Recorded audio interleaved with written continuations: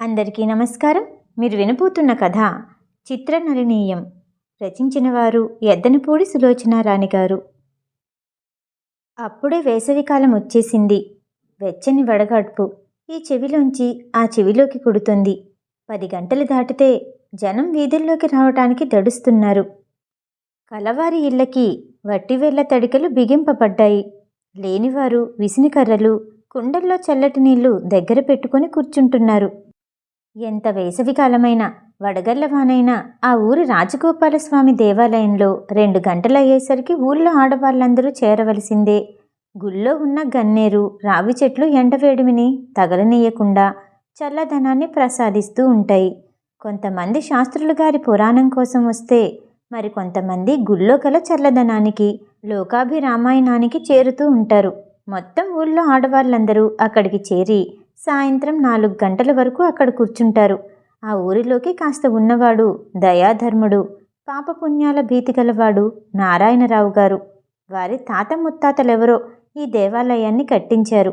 అందుకనే ఆయనకు, ఆయన తల్లికి, ఆయన భార్యకు ఒక్క కూతురు నళినికి తప్ప ఆ ఇంట్లో అందరికీ నౌకర్లు చాకర్లతో సహా ఆ గుడన్న, ఆ గుళ్ళో పురాణాల శాస్త్రులు గారు పూజారన్న అపరిమితమైన గౌరవము, భక్తిను. ఆ రాజగోపాలస్వామి దయ వల్లనే తామింతవరకు ఏ కష్టమూ లేకుండా బ్రతుకుతున్నామని అనుకుంటూ ఉంటారు. ఇప్పటి వరకు మెడ్రాస్లో చదివిన నళిని మాత్రం ఇవన్నీ అంటే ఒళ్ళు మంట. నారాయణరావు గారు నళినిని ఇంకా BA వరకో MA వరకో చదివించేవారే గాని ఆయన తల్లి ఇప్పటికే అది తెలివి మీరిపోయింది. ఓ దేవుడు లేదు, దెయ్యము లేదు, ఇంకా చాలే, ఇంటికి తీసుకురా. ఈడొచ్చిన పిల్లని మన ఊరు పేరు కాకుండా ఎక్కడో ఉంచుతానంటావేం? చాలే, రేపేదైనా అయితే ఏడ్చేందుకా అని కొడుకుని మందలించి నళిని చదువుకి ఫుల్ స్టాప్ పెట్టించింది. ఆ ఇంట్లో భామ ప్రభావం ఎంతో తెలియని నళిని తండ్రి చదువుకున్నది చాలే అమ్మా అంటే మరేం మాట్లాడలేకపోయింది. కాలేజీ చదువుకి స్వస్తి చెప్పబడినా నిస్పృహ చెందలేదు. తండ్రి సహాయంతో ఇతర రంగాల్లో కృషి చేయసాగింది.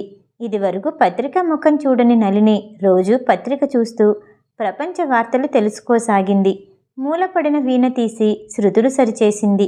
ఆ మధ్య బద్ధకం వల్ల మానేసిన డ్యాన్స్ తిరిగి క్రమబద్ధంగా అభ్యసించటం మొదలుపెట్టింది. నళిని పుణ్యమాని ఆ ఊళ్ళో మొట్టమొదటిగా నారాయణరావు గారు రేడియో కొన్నారు. ఒకరోజు తండ్రి మద్రాసు వెళ్తుంటే తను కూడా వెళ్ళి ఒక బండెడు పుస్తకాలు, కొత్త రకం కుర్చీలు, కొన్ని కర్టన్లు, క్యారం బోర్డు, బ్యాడ్మింటన్ ఆడటానికి నెట్, బ్యాట్స్ మొత్తానికి ఒక 400-500 వదిలించి ఇంటికి ఒక స్పెషల్ బస్ చేయించుకొని ఆ సామానంతా వేసుకొచ్చింది. అప్పుడే పూజ ముగించుకొని బయటికి రాబోతున్న నళిని బామ్మ ఈ చిత్రమంతా చూస్తూ నోటమాట రాక అలాగే నిలబడిపోయింది. అత్తగారు అలాగే నిలబడిపోవటం చూసి నళిని తల్లి బయటకొచ్చి తను అత్తగారి సరసన నిలబడి చిత్రం చూడసాగింది. నౌకర్లు సంతోషంగా, ఆశ్చర్యంగా, అతి పదిలంతో ముట్టుకుంటే మాసిపోతాయన్నట్టుగా ఒక్కొక్క సామానే లోపలికి పట్టుకొస్తుంటే కళ్ళప్పగించి చూడటం అత్తా కోడళ్ళిద్దరి వంతయింది.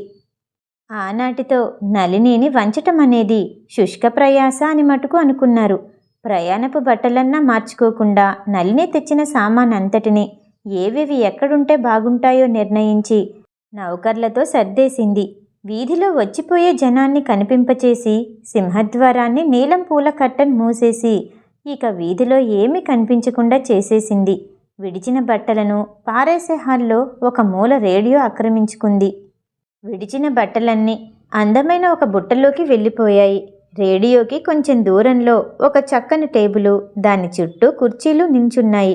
సర్దుతూ మధ్య మధ్య ఆగి తన పని తనే చూసుకుంటూ ప్రశ్నలు జవాబులు రెండూ తనే చెప్పుకుంటూ ఓరకంట బామ్మ అమ్మల ఆశ్చర్యాన్ని చూసి చూడనట్టుగా నటిస్తూ నళిని తనలో తనే మురిసిపోయింది. నౌకర్లకు కూడా నళిని తన చేతి మంత్రదండంతో ఈ ఇల్లు హఠాత్తుగా మార్చేసినట్టుగా అనిపించింది. పురాతన పద్ధతులకు తనింట్లో ఈ రోజుతో స్వస్తి చెప్పబడింది కదా అని ఇక నుంచి ఊళ్ళోకి ఎవరైనా పెద్ద మనుషులొస్తే ఇంకా తనింటికి తీసుకురావచ్చని నారాయణరావు గారు ఒక నిట్టూర్పు విడిచి తనకు అవకాశం కల్పించిన నళినిని హృదయంలోనే ప్రశంసించుకున్నారు. దేవాలయంలో ఆ రోజు మొట్టమొదటిగా వచ్చిన ప్రసక్తి నళిని మీద. ఒక పక్కన కూర్చుని తన్మయత్వంతో పురాణం వింటున్న నళిని బామ్మ దగ్గరకు మున్సబు గారమ్మాయి విమల వచ్చి మెల్లగా, ఏమండి, నళిని మెడ్రాస్ నుంచి ఏమేమిటి తీసుకొచ్చింది అంది. వచ్చిన పిల్లని కళ్ళెర్ర చేసి ఒకసారి ఏగాదిగా చూసింది నళిని బామ్మ. దాంతో విమల హడిలిపోయి అక్కడి నుంచి మెల్లగా జారుకుంది. తమింటికి ఎలాంటి దుస్థితి కలిగిందో దాని గురించి నలుగురు ఏ విధంగా చెప్పుకుంటున్నారో ఊహించి నళిని బామ్మ ఒక బరువైన నిట్టూర్పు వదిలింది. అలవాటు చొప్పున తన కష్టాన్ని రాజగోపాలనికి మనసులో వెళ్ళబోసుకొని చివరకు భక్తిపూర్వకంగా చేతులు జోడించి, అంతా నీ దయస్వామి అనుకుని మళ్ళీ పురాణం వినటంలో మునిగిపోయింది. నారాయణరావు గారింటి పక్క శారదాంబ కారులోంచి ఏమేమి దింపారో తను చూశానని, లోపలికి కూడా వెళ్ళి అంతా చూసొచ్చానని చెప్పటంతో అందరూ ఆవిడ చుట్టూ ఆసక్తిగా మూగారు.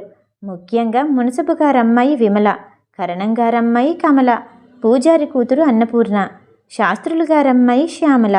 వీళ్ళకి మరీ ఆసక్తి హెచ్చింది. అదంతా ఒకసారి తాము కూడా చూస్తే ఎంత బాగుంటుందో అనిపించింది. ఒకటుందమ్మా, దాన్ని ఏదో ఇట్లా తిప్పింది అంతే. శారదాంబ తర్వాత చెప్పటం మానేసి కళ్ళు పెద్దవి చేసి చూడటం మొదలుపెట్టింది. కమలకి ఉత్సాహం ఆగటం లేదు. అప్పుడేమైంది ఆత్రంగా ప్రశ్నించింది. కాసేపటికి శారదాంబ, ఏముంది, దాంట్లోంచి సంగీతం వచ్చేసింది. నిజంగా ఆశ్చర్యంగా లేదు అంది. ఆహా అంటూ అందరూ తలలూపారు. ఇంకా ఇట్లాంటివి ఎన్నో ఉన్నాయి. శారదాంబ చెప్పటానికి ఉపక్రమించింది. అబ్బా, మనము ఒకసారి వెళ్ళొస్తే ఎంత బాగుంటుంది. విమల పట్టలేక పైకి అనుకుంది. దాందేముంది, వెళ్ళొచ్చు. నళిని ఎంతో మర్యాదగా మాట్లాడుతుంది. అంత చదువుకున్నానన్న కాస్తంత గర్వం కూడా లేదు. ఇంకా మనకే ఏమీ లేకపోయినా నీటు గోటు జాస్తి. శారదాంబ భావగర్భితంగా కమలను చూస్తూ అంది. గుళ్ళోంచి ఆ సాయంత్రం వెళ్ళిపోయే ముందు కమల, విమల, అన్నపూర్ణ, శ్యామల మర్నాడు ఎలాగైనా సరే తప్పకుండా నళిని దగ్గరికి వెళ్ళాలని నిశ్చయించుకున్నారు. మర్నాడు వాళ్ళు వచ్చేసరికి నళిని సోఫాలో కూర్చుని ఏదో ఇంగ్లీష్ నవల చదువుకుంటోంది. వాళ్ళని చూడగానే లేచి ఆప్యాయంగా పలకరించి లోపలికి రమ్మని ఆహ్వానించింది. ఎవరు ముందు మాట్లాడాలి, ఏం మాట్లాడాలి అని సతమతమవుతున్న వాళ్ళకి నళిని ఆ బాధను తొలగించి తనే ముందు చక్కగా స్నేహంగా మాట్లాడింది. ఒక అరగంట గడిచేసరికి 5గురు ఆప్తమిత్రులయ్యారు. తర్వాత ఎన్నో విషయాలని గురించి మాట్లాడుకున్నారు. నళిని ముందు తను కొన్ని విషయాలు చెప్పింది. తర్వాత వాళ్ళని చెప్పమని తను వింది. 3 గంటలు ఎలా గడిచాయో వాళ్ళకే తెలీదు. నళిని లేచి తను మెడ్రాస్ నుంచి తెచ్చిన వస్తువులన్నీ చాలా సహజంగా ప్రాణ స్నేహితులకు చూపినట్టు చూపించింది. వాళ్ళిక వెళ్తామని లేవబోతుంటే ఒక్క నిమిషం ఉండమని ఇంట్లోకెళ్ళి షర్బత్ గ్లాసుల్లో నింపి తీసుకొచ్చి ఇచ్చింది. మొదట మొహమాట పడ్డా, చివరికి నళిని బలవంతం వల్ల 4గురు తాగారు. అది తానే తయారు చేశానని చెప్పి వాళ్ళని ఇంకా ఆశ్చర్యపరిచింది. వాళ్ళు వెళ్తుండగా లేచి వీడ్కోలిస్తూ తప్పకుండా రోజు వస్తే తనకొచ్చిన విద్యలన్నీ వాళ్ళకి నేర్పుతానని వాగ్దానం చేసి మరునాడు తప్పకుండా వస్తామని వాళ్ళ చేత ఒట్టు వేయించుకుని మరీ వదిలింది. వాళ్ళు వెళ్ళిపోయిన తర్వాత నళిని చూస్తూ అక్కడే నిలబడిపోయింది. తను మొదట చదువు మానేసిన రోజుల్లో కాలం ఎలా గడపాలో తెలియక తన్ని తను తిట్టుకొని ఇంట్లో వాళ్ళని మనసులో తిట్టిపోసేది. తన అవస్థంతా కలం స్నేహితురాలు చిత్రకి తెలియచేసుకునేది. చిత్రకి నళినికి 2 సంవత్సరాల నుంచి కలం స్నేహం సాగుతోంది. నళిని ఇంటర్లో చేరిన కొత్తలో విశాఖపట్నం నుంచి ఒక తెలియని అపరిచితురాలి దగ్గర నుంచి ఉత్తరం వచ్చింది. అందులో 3 ముక్కలు ముక్తసరిగా ఉన్నాయి. అవి, నీ స్నేహాన్ని వాంఛిస్తున్నాను, అంగీకరిస్తావా? అంగీకరిస్తే ఈ కింద అడ్రస్కి రాయి. అడ్రస్లో కుమారి చిత్ర అనుంటే పేరు చిత్ర అని తెలుసుకుంది. నీ గురించి నాకేమో తెలీదు. కలం స్నేహం విచిత్రంగా సాగుతున్న ఈ రోజుల్లో మగవాళ్ళు కూడా ఆడవారి పేర్లు పెట్టుకుంటున్నారు. పేరును బట్టి స్త్రీయో పురుషుడో నిర్ణయించడం కష్టంగా ఉంది. నువ్వేం చేస్తుంటావో కూడా నాకు తెలీదు. ఇలాంటి పరిస్థితిలో మన స్నేహలత ఎలా ముందుకు పాకుతుంది? నళిని అనుమానంగా రాసింది. దానికి వెంటనే జవాబొచ్చింది. నేనెవరినైనా నీకు పర్వాలేదు.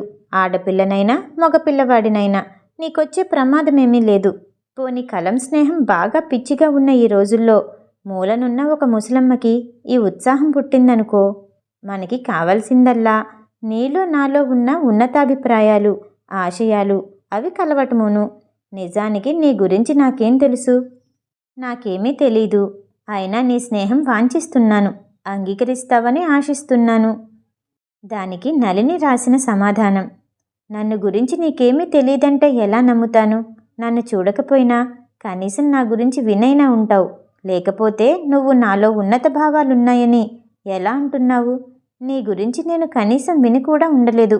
నీ అడ్రస్లో ఎంబీబీఎస్ 4th ఇయర్ అని ఉంది కాబట్టి నువ్వు డాక్టర్ చదువుతున్నావని అనుకుంటున్నా. మొత్తానికి మూలనున్న ముసలమ్మవి మాత్రం కాదు. ఇక తేలవలసింది ఆడపిల్లవా మగపిల్లవాడివా అని. అయినా ఇద్దరు మనుషుల్లో ఉన్నతాభిప్రాయాలున్నంత మాత్రాన వారి స్నేహలత పెనవేసుకుని పూలు పూసి కాయలు కాస్తుందా? ఈ విధంగా మనకి స్నేహం ఎలా ఎలా కుదురుతుంది అనుకుంటూనే వాళ్ళిద్దరూ ఆప్తమిత్రులయ్యారు. ఈనాటికి కూడా చిత్ర ఆడపిల్లో మగపిల్లవాడో నళినికి తెలియనే తెలీదు. ఉత్తరాల్లో ఎక్కడైనా దొరుకుతుందేమోనని నళిని ప్రతి ఉత్తరం 2-3 సార్లు చాలా నిశితంగా పరీక్ష చేసేది. కానీ ఫలితం దక్కలేదు. విసిగిపోయి చివరికి నళిని కోపంగా ఒకసారి ఇలా రాసింది. చిత్ర, నువ్వు మగపిల్లవాడివైనా ఆడపిల్లవైనా నాకు బాధలేదు. నాకు కావాల్సిందల్లా నీ స్నేహం. అది మటుకు ఎన్ని అవంతరాలొచ్చినా మానుకోను. ఏ కారణం చేత నువ్వు ఈ విషయాన్ని దాస్తున్నావో నాకు అర్థం కావటం లేదు. సరే, మొత్తానికి నువ్వు మానవజాతికే సంబంధించిన దానివి అవుతావు కదా. నీకిష్టమైనప్పుడే తెలుసుకుంటాను. నళిని. దానికి చిత్ర జవాబివ్వలేదు. నళిని తన్ను కాలేజీ మాన్పించిన తర్వాత ఇలా రాసింది. చిత్ర, నన్నందరూ అన్ని విధాలా నాశనం చేస్తున్నారు. మా బామ్మ ఏడుపులు శోకాలు పెట్టి నా చదువు మాన్పించింది. మా బామ్మని మింగాలన్నంత కోపం వస్తుంది. కానీ ఏం చెయ్యను? కాస్తా కూస్తా మనిషి కాదయ్యే. ఏం చెయ్యాలో తోచటం లేదు. బొత్తిగా కాలం గడవటం లేదు. ఇంకా నీ ఉత్తరాలే నాకు శరణ్యం. నీ నళిని. ఆ విధంగా మొదలైన వాళ్ళ స్నేహానికి చివరకు ఏ చిన్న విషయమైనా సరే చిత్రం తెలియచేసే చిత్ర తన అభిప్రాయం తెలియచేస్తే కానీ నళిని ముందుకడుగు వెయ్యనంత పరిస్థితి వరకు వచ్చింది. జరిగిన ప్రతి చిన్న సంఘటనని చిత్రకు ఉత్తరం రాసుకోవటం ప్రస్తుతం నళిని ముఖ్య కార్యాలలో ఒకటి. కమలా వాళ్ళు వెళ్ళిపోయిన తరువాత నళిని తీరిగ్గా చిత్రకు ఉత్తరం రాయటం మొదలుపెట్టింది. చిత్ర, ఈ పల్లెటూళ్ళలో కాలం ఎలా గడుస్తుందిరా భగవంతుడా అనుకున్న నాకు ఈ సమస్య తీరి చక్కని మార్గం దొరికింది. నేను అనుకున్న పని సక్రమంగానే నెరవేరింది. నెరవేరటమే కాదు, అనుకోని విభిన్న ఫలితాలను కూడా చూశాను. ఈరోజు మధ్యాహ్నం ఈ ఊళ్ళో పిల్లలొచ్చారు. నిజంగా వాళ్ళెంత మంచివాళ్ళనుకున్నావో. ఉత్త నిష్కల్మషమైన హృదయాలు. రోజు పాపం ఇంట్లో ఏం తోచక వాళ్ళు నాయనమ్మలతో గుళ్ళో చేరతారట. అక్కడ వీళ్ళు మాత్రం వేరే జట్టుగా కూర్చుని ఏ సినిమాల గురించో లేకపోతే ఊళ్ళో అమ్మలక్కలను గురించో కబుర్లు చెప్పుకుంటారట. వీళ్ళు నలుగురు సరిగ్గా నాయుడు వాళ్ళే. పాపం అవకాశాలు లేక నిజంగా ఈ రోజుల్లో ఎంతమంది పాడైపోతున్నారో. రోజు నా దగ్గరికి రమ్మని చెప్పాను. ఏదో నాకొచ్చిన సంగీతం చదువు వాళ్ళకి నేర్పాలని నాకు మహా ఆసక్తిగా ఉంది. వాళ్ళు చాలా మంచివాళ్ళు. నాతో చక్కగా కలిసిపోతారు. నిజంగా ఇక నీకు ఉత్తరాలు రాసే టైం కూడా నాకుండదు. నాకు ఇలాంటి ప్రణాళిక తయారు చేసి ఇచ్చి ప్రతి ఉత్తరంలోనూ నన్ను హెచ్చరించి నాలోని ఆసక్తిని మేల్కొల్పినందుకు నీకెలా కృతజ్ఞత తెలపాలో నాకు తెలియటం లేదు. నువ్వీసారి వేసవి కాలంలో మా ఊరు రాకూడదు? చిత్ర, ఇదంతా చూసి మా బామ్మ ఇంట్లో చిందులు తొక్కుతుంది. ఇవాళ రాజగోపాలస్వామికి 10 కొబ్బరికాయలు ఎక్కువ కొట్టింది. నా మెదడులో తొలుస్తున్న పురుగుని తొలగించి నా బుద్ధిని మంచిగా ఉంచమని ప్రార్థిస్తూ. అబ్బో, అప్పుడే 6 దాటుతోంది. ఇంకా స్నానం చేసి వీణ వాయించుకోవాలి. ప్రతి ఉత్తరంలోనూ వీణ బాగా అభ్యాసం చేయమని రాస్తున్నావెందుకు? నీకు సంగీతం అంటే అంత ఇష్టమా? డ్యాన్స్ చేయటానికి ఈ ఇంట్లో ఎక్కువ అవకాశాలు లేవు చిత్ర. డ్యాన్స్ చేసుకుంటుంటే ఏంటా భోగందాని గంతులు నువ్వును అని బామ్మ సాధించేస్తుంది. అమ్మో, ఆ సాధింపులు పడలేను బాబు. ఆ టైం కూడా సంగీతానికి వినియోగించుకోమంటుంది బామ్మ. ఇంతకంటే విశేషాలు లేవు. నీ నళిని. దానికి చిత్ర నుండి కాస్త ఉపన్యాస ధోరణిలో జవాబొచ్చింది.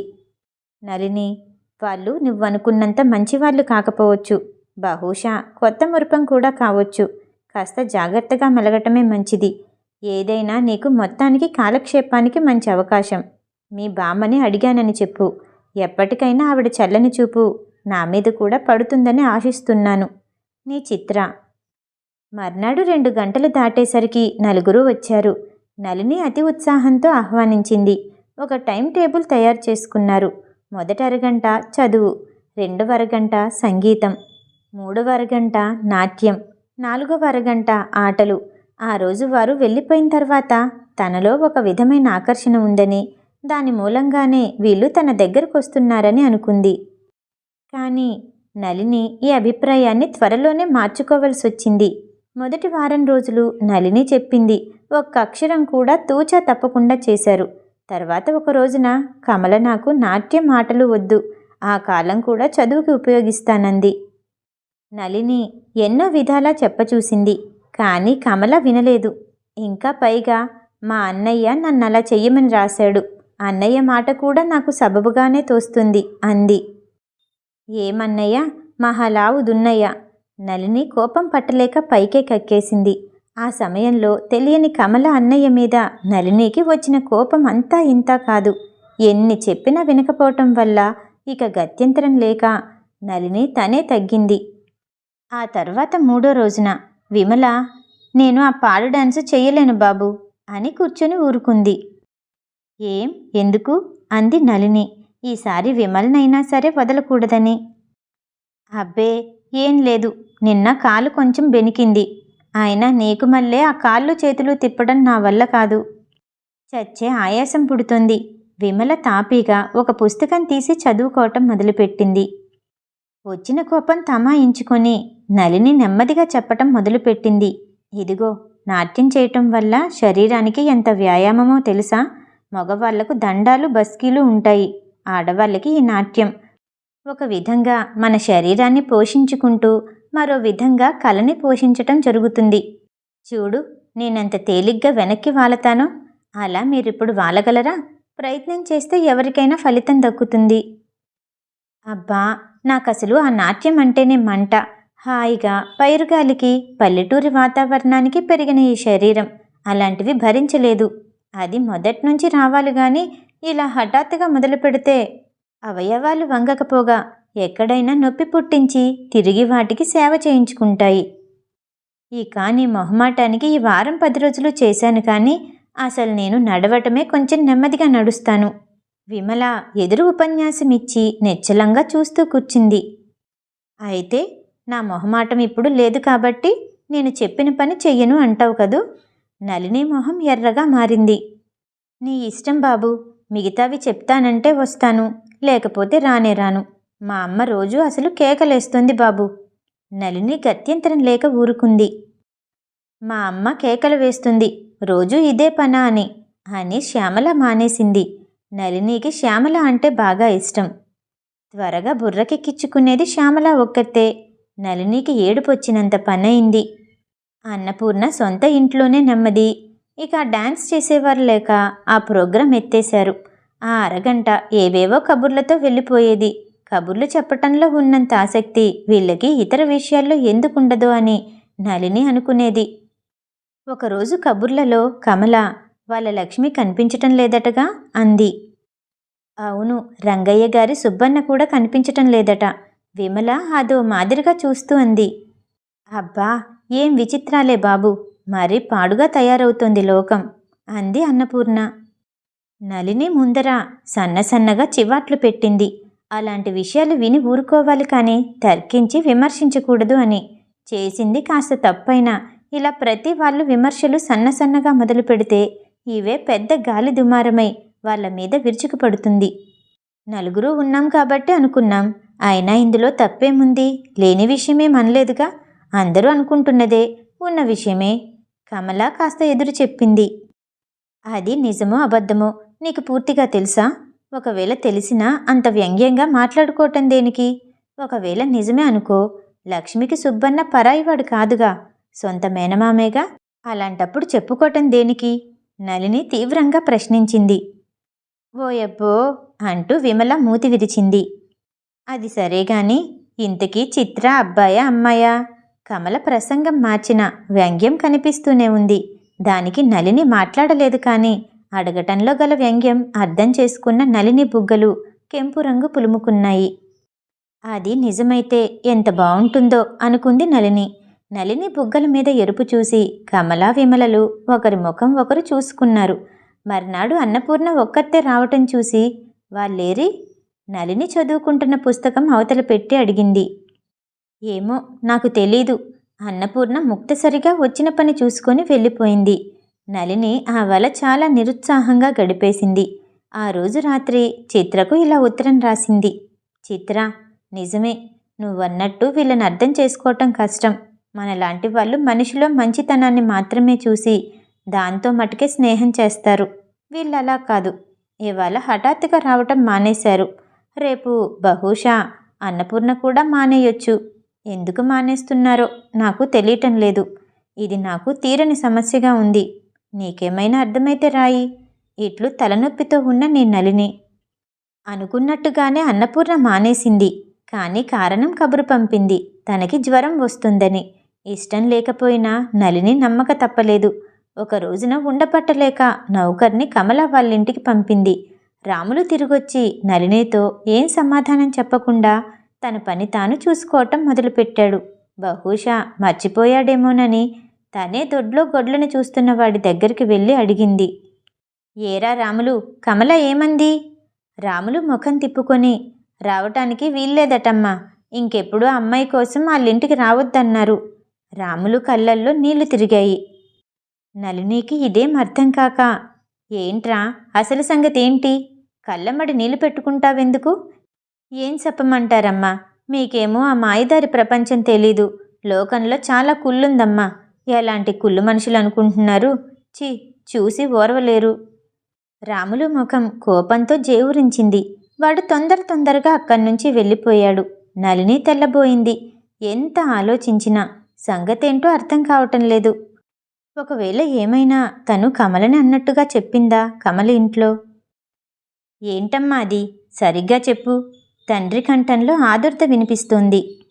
ఏం చెప్పన్రా బాబు, ఏనాడైనా ఉందా? ఆ రాజగోపాల్ని దయ మన మీద తప్పిందిరా నాయన. గుళ్ళో ప్రతి వాళ్ళు అడగటమే. ఏంటమ్మా అది, నువ్వు చెప్పకుండా ఊరికే ఏడిస్తే నాకేం తెలుస్తుంది? తండ్రి గర్జనకి నళిని హృదయం గజగజలాడింది. బామ్మ ఏం చెప్తుందోనని. బామ్మ ఏడుపుని కాస్త ఆపి, ఉత్తరాలటరా బాబు, రోజు మన నళినికి ఎక్కడ్నుంచో వస్తున్నాయట. అవేం ఉత్తరాలో మరి భగవంతుడికే తెలియాలి.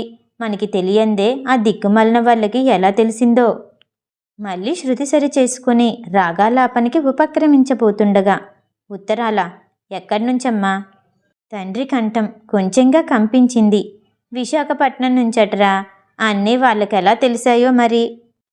విశాఖపట్నం నుంచే కదా. అమ్మయ్య, నన్ను కంగారు పెట్టేశావే. అమ్మా, విశాఖపట్నం నుంచైతే పర్వాలేదు.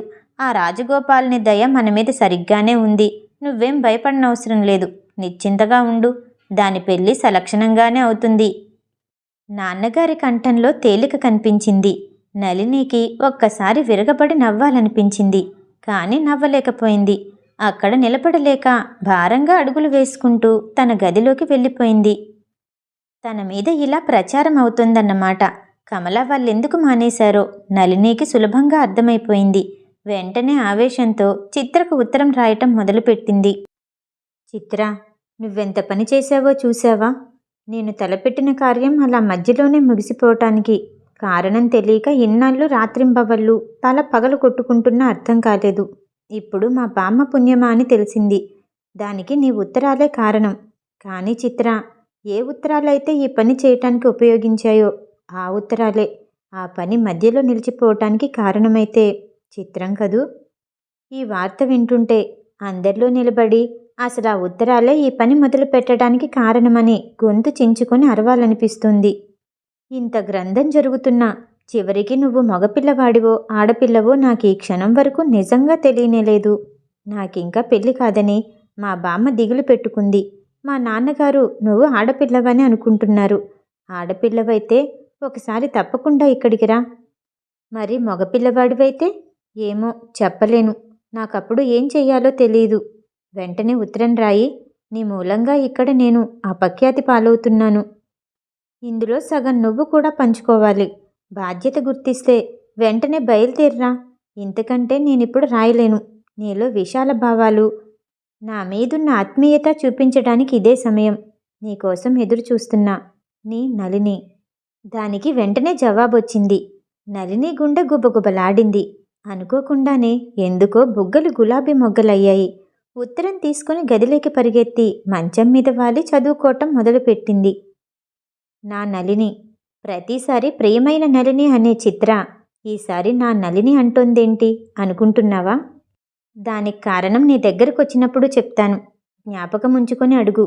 నీతో నేను స్నేహం మొదలుపెట్టే రోజున మన స్నేహం ఇలా నీ మీద విరుచుకుపడుతుందని, దాంతో నీ భవిష్యత్తు నాశనమవుతుందని, మీ బామ్మ తారాస్థాయిలో శోకాలు తీస్తుందని కలలో కూడా అనుకోలేదు. కానీ అంతా విధి విలాసం. నీలో కార్యశూరత ఉంది. కానీ దాన్ని నీకు నువ్వే మేల్కొల్పుకోలేవు. ఈ సెలవు రోజుల్లో మీ ఊరు తప్పకుండా వస్తాను. కానీ మీ బామ్మ రాణిస్తుందా? అయినా నన్ను చూసిన తర్వాత మీ బామ్మ తప్పకుండా దేవుడికి కనీసం 1 డజను కొబ్బరికాయలన్నా కొడుతుందని నా నమ్మకం. మరి నువ్వెలా ఉంటావో ప్రత్యక్షంగా చూడాలనుంది. మీ బామ్మ ముందు రానిచ్చి తర్వాత కొబ్బరికాయలు కొట్టినా పర్వాలేదు. అంతగా అయితే తర్వాత మనిద్దరం కలిసి అంతకు రెట్టింపు కొట్టొచ్చు. అసలు నేనెలాగూ ఈ సెలవుల్లో మీ ఊరు రావాలనుకుంటున్నాను. కానీ ఇంకా అనుకోవటంలోనే ఉన్నాను. నీ ఉత్తరం దానికి ఒక స్థిర రూపాన్నిచ్చింది. పరీక్షలు అయిపోతున్నాయి. ముందు మా ఊరు వెళ్ళాలి. అక్కడ్నుంచి మీ ఊరు. సరే, మిగతా విషయాలు ముఖాముఖిన మాట్లాడుకుందాం. పరీక్షలకు నీ ఆజ్ఞానుసారం బాగానే చదువుతున్నాను. ఇంతే, ఇక చదువుకోవద్దు మరి. నేనొచ్చినప్పుడు రంబలాగా డాన్స్ చేసి మీ బామ్మ చూడకుండా సరస్వతిలాగా వీణ వాయించాలి. దీన్ని మీ బామ్మ చూసేట్లుగానే అలాగని ముందర మాటిస్తేనే వస్తాను. చిత్ర. నళిని ఉత్తరాన్ని 2-3 సార్లు చదివి తనలో తనే తర్కించుకుంది. కానీ కొన్ని విషయాలు మగపిల్లవాడని నిరూపిస్తే మరికొన్ని ఆడపిల్లని ఖండితంగా చెప్తున్నాయి. నళిని దానికి జవాబిలా రాసింది. చిత్ర, నిన్ను చూడగానే మా బామ్మ తప్పకుండా కొబ్బరికాయలు కొడుతుంది. ఇలా అంటున్నావు కాబట్టి నువ్వు బహుశా ఆడపిల్లవని నమ్ముతున్నాను. మగవాళ్ళకింత ఆటలు పాటల యందు ఆసక్తి ఉండదు. నీకోసం ఎల్లవేళలా మా తలుపులు తెరిచే ఉంటాయి. సెలవివ్వగానే మీ ఊరు కూడా వద్దు. సరాసరి మా ఊరు వచ్చేసేయ్. మరీ అడుగుతున్నాను. వచ్చే ముందు ఒక చిన్న ఫోటో పంపవు? తప్పకుండా పంపిస్తావని ఆశిస్తున్నాను. నీకోసం ఎదురుచూసే నీ నళిని. 3వ రోజు టపాలో ఉత్తరం, ఫోటో 2 వచ్చాయి. కానీ ఫోటో కవరప్ చేసి దానిపైన ఉత్తరం చదివి ఫోటో చూడు అని ఇంగ్లీష్లో ఉంది. నళిని గబగబా ఉత్తరం తీసింది. నళిని, అసాధ్యమైన కోరికలు కోరుతున్నావు. సరే, ఫోటో పంపుతున్నాను. నీ ఉత్తరాల పోకడ చూస్తుంటే ఏవో చాలా ఆశలు పెట్టుకున్నట్టుగా తోస్తోంది. నీ కోరిక చూస్తుంటే మీరరానిదిగా ఉంది. నన్ను ఇన్ని విధాలుగా బంధిస్తున్నావు. ఇది నాకున్న ఒక్క ఫోటో. ఈసారి మంచిది పంపుతాను. ఒకసారి మల్లెపూల జడ వేసుకుంటే వెనక నుంచి మామయ్య తీశాడు. నీ చిత్ర. ఫోటో చూడక్కర్లేదు అనుకుంటూనే తీసేసి చూసింది. నళిని ఆలోచనా శిఖరాల నుంచి ఒక్కసారి కిందకి దొర్లిపోయి ఫోటో వంకాల శూన్యంగా చూస్తుండిపోయింది. ఫోటోలో ముఖం కనిపించటం లేదు. జడ, పూలు, ఏదో గల్ల చాకెట్టు కనిపిస్తున్నాయి. అనుకోకుండా నళిని హృదయంలోంచి బరువుగా ఒక్క నిట్టూర్పు బయటకొచ్చింది. అందులోని చిత్రమంటే తనకున్న కల్పనాభావం ఆనాటితో కరిగిపోయినట్లనిపించింది. గుండెలనెవరో బలవంతంగా నొక్కుతున్నట్లు ఒక విధమైన బాధ బయలుదేరింది. చిత్ర చిత్రంగానే ప్రవర్తించింది. తను ఆడపిల్లన్న సంగతి 2 సంవత్సరాల క్రితమే తెలియచేస్తే ఎంత బావుండేది. ఏమీ లేకుండానే ఈ ఊళ్ళో తనెంత అపవాదు మోస్తుంది. చిత్ర ఎవరో తెలియకముందు ఆ అపవాదులో ఒక విధమైన మాధుర్యం ఉండేది. ఇప్పుడది లేదు. నిజంగా చిత్ర ఎవరో తనకు తెలియకుండా ఉంటేనే బావుండేది. తెలిసినా చిత్ర ఆడపిల్ల కాకపోతే తను సంతోషించేదేమో. నళినికి ఈ ఊళ్ళో వాళ్ళందరినీ పిలిచి చిత్రని చూపించాలనిపించింది. కానీ వాళ్ళు నమ్ముతారా? తాము అంటున్నాం కాబట్టి ఎవరో అమ్మాయిని తీసుకొచ్చింది అనుకుంటారు. చిత్ర మీద మొదటిసారిగా నళినికి అంతులేని కోపం వచ్చింది. కాగితం తీసుకొని గబగబా ఉత్తరం రాయటం మొదలుపెట్టింది. చిత్ర, నీ పేరుకు తగ్గట్టు చిత్రంగానే ప్రవర్తించావు. నీ ఫోటో చూశాను. చాలా సంతోషించాను. ఏమీ లేకుండానే, ఎవరి ప్రమేయం సంబంధం నాకు లేకుండానే ఈ ఊళ్ళో నా పేరుకు మసి పూసుకున్నాను. ప్రతి ఉత్తరంలో నువ్వు కావాలని నాలో అనుమానాలని రేకెత్తించుంటావు. నువ్వు మగపిల్లవాడివిగా ఊహించుకునేందుకు నాకు ఎన్నో అవకాశాలను చిత్రించావు. చివరకు నా ఉత్తరం చూసి బహుశా నీలో నువ్వు చిరునవ్వు నవ్వుకుంటావనుకుంటాను. అది నా ఉద్దేశంలో చిరునవ్వు కాదు, పైశాచికపు నవ్వు. చిత్ర, ఇది నీకు ఆనందాన్నిస్తుంది కదూ? అది మామూలు ఆనందం కాదు.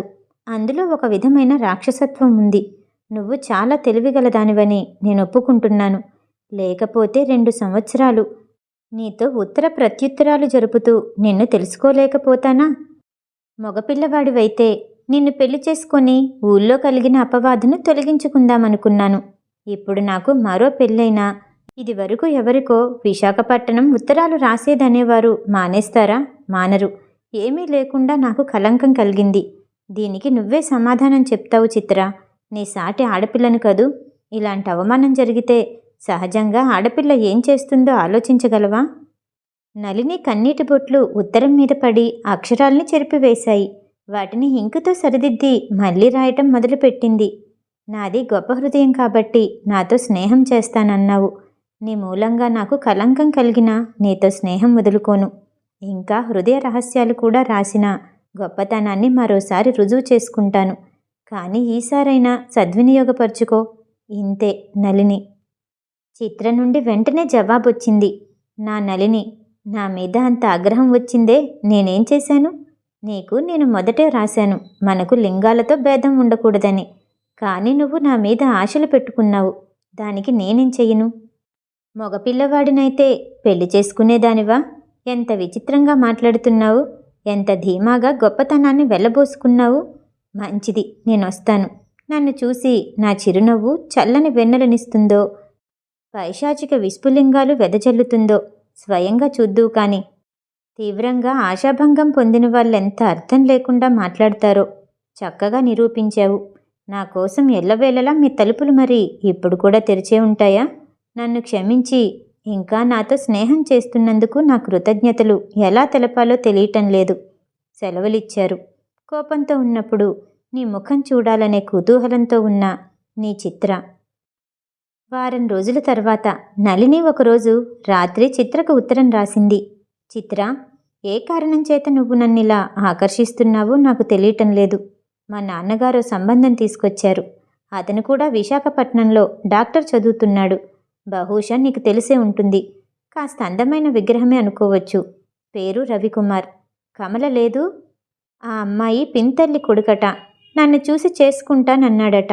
కట్నం కూడా వద్దట. అంత ఆకర్షణ ఈ ముఖంలో ఏం కనిపించిందో మరి. తాంబూలాలు పుచ్చేసుకున్నారు.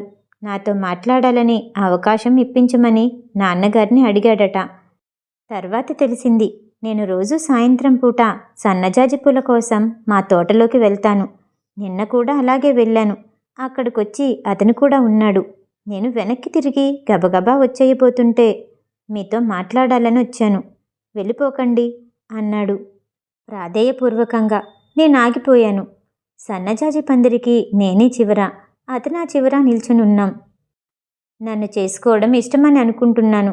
అతను సన్నజాజి మొగ్గని మృదువుగా గిల్లుతూ అన్నాడు. నేను మాట్లాడలేదు. నిస్సంకోచంగా అతని వంక చూస్తున్నాను. అసలే నాకు ఈ జన్మలో పెళ్లి కాదని శోకాలు పెడుతున్న మా బామ్మ ఇతన్ని చూస్తే రాజగోపాలస్వామికి ఎన్ని కొబ్బరికాయలు కొడుతుందో అని అంచనా వేస్తుండగా, చెప్పండి, మరేం పర్వాలేదు, సందేహించకండి లాలిస్తున్నట్టుగా అన్నాడతను. నేనక్కడ నిల్చోలేక ఇంట్లోకి పారిపోయి వచ్చాను. ఎందుకు?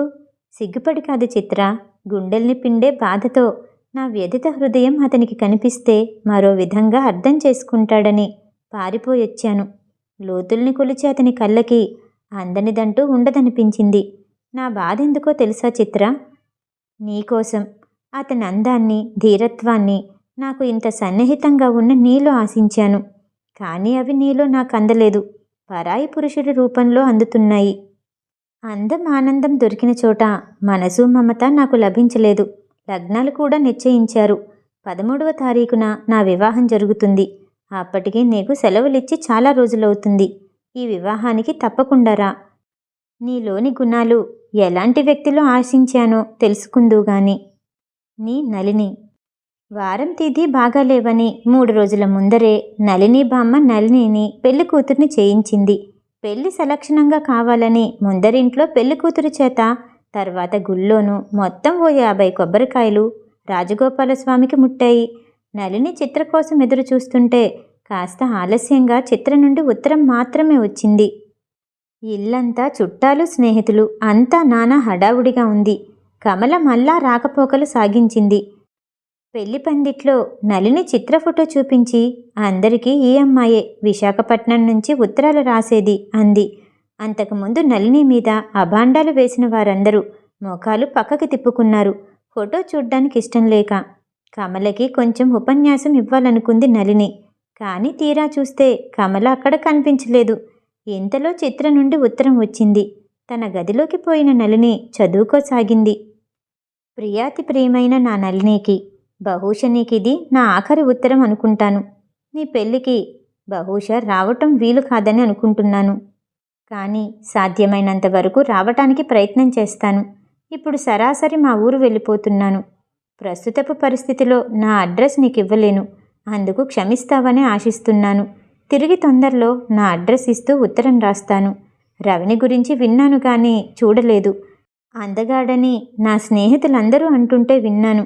కానీ నీకు భర్తగా లభిస్తున్న అతని అదృష్టం మటుకు సాటి లేనిదని నా అభిప్రాయం. నాకు మెయిల్కి టైం అవుతోంది. మీ కాబోయే నూతన దంపతులకి నా హృదయపూర్వక అభినందనలు. నీ చిత్ర. ఉత్తరాన్ని గురించి ఎక్కువగా ఆలోచించటానికి నళినికి టైం లేకపోయింది. వాళ్ళ బామ్మ కొట్టిన కొబ్బరికాయల ఫలితంగాని లేక ముహూర్త బలంగాని నళిని పెళ్లి సలక్షణంగా అనుకున్న ముహూర్తానికి ముచ్చటగా వేడుకలతో ముగిసింది.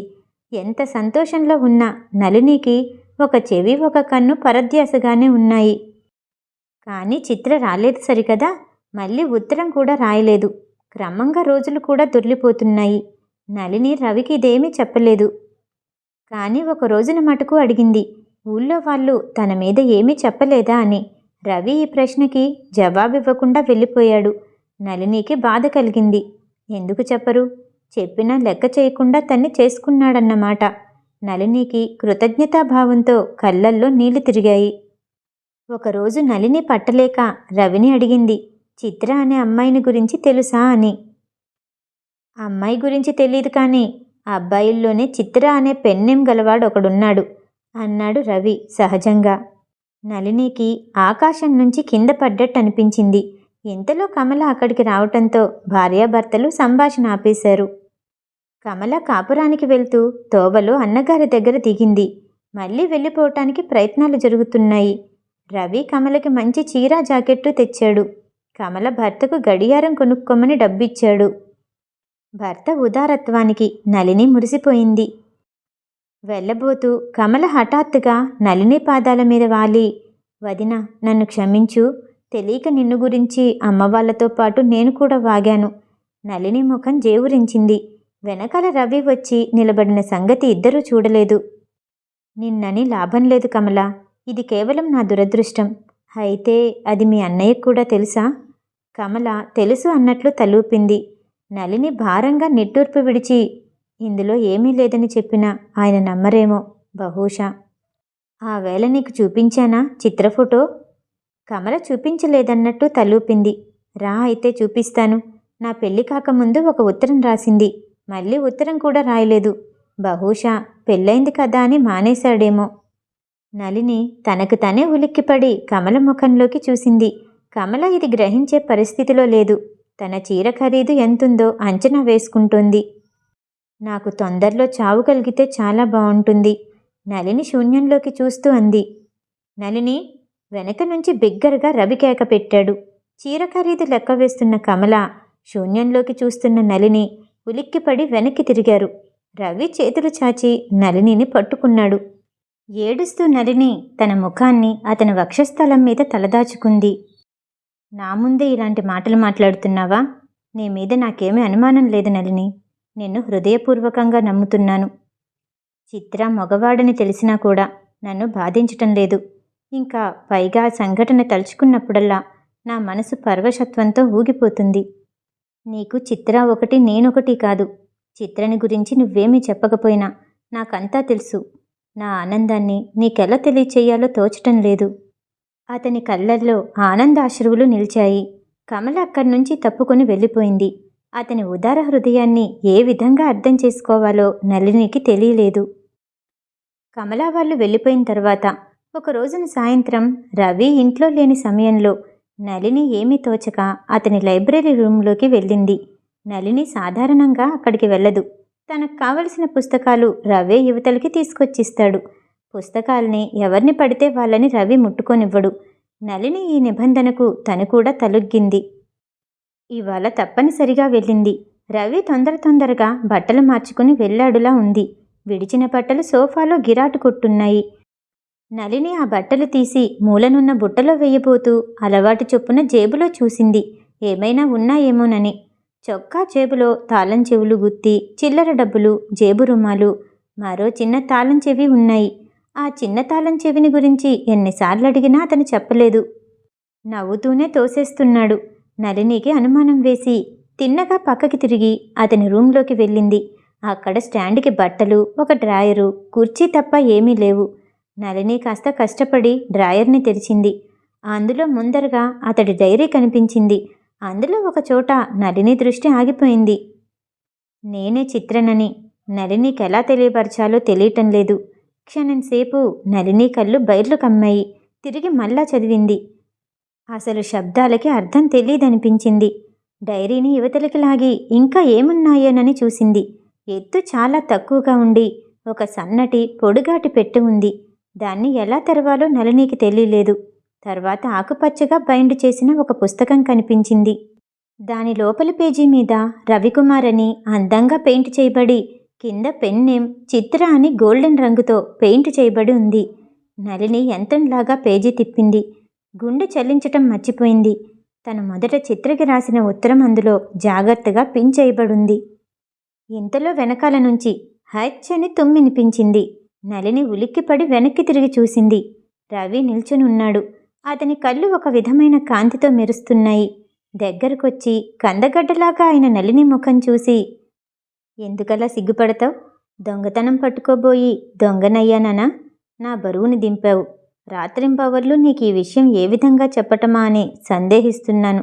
నాకు విశ్రాంతి ఇచ్చావు. పోనీలే, కాసిని మంచినీళ్ళు తెచ్చిపెట్టు.